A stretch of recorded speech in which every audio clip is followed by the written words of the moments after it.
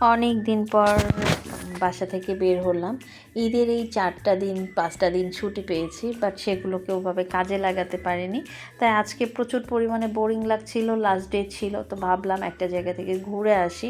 তো যেই কথা সেই কাজ, বরমশাইকে ফোন দিয়ে বললাম আমি বেরিয়ে পড়বো, এখন একটু বাইরে ঘুরতে যাব, তোমার কি একটু সময় হবে? ও বললো যে ঠিক আছে চলে এসো, আমি অফিস থেকে একটু পরেই বের হব।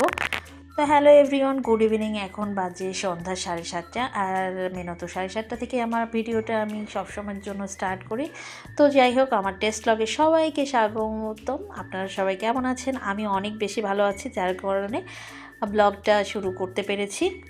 সব থেকে সুন্দর একটা মুহূর্ত কাটাচ্ছি, কারণ আজকে ঢাকা শহর এতটা পরিমাণে জ্যাম মুক্ত যা বলার মতো না। ঘুরে ফিরে খেয়ে দিয়ে দারুণ আনন্দ করছি, ভালো লাগছে। তো যাই হোক, যে কাজের জন্য বেরিয়েছিলাম সেটাই আসলে আমার উঠতে দেরি হয়ে গেল। তো যাই হোক, বরমশাই দাঁড়িয়ে আছে, এখন আমি আর আমার বর ভাবলাম যে কাজে বেরোবো সেই কাজটার জন্যই আসলে আর কোথাও যাব না, ওখানেই যাব। তো যাই হোক, দ্রুত আমরা দুজন মিলে এখান থেকে বেরিয়ে যাচ্ছি। আমাদের যেতে একটু লেট হয়ে গিয়েছিল, তাই আমরা যেখানে যাচ্ছিলাম সেখানে আসলে খুব একটা টাইম দিতে পারিনি।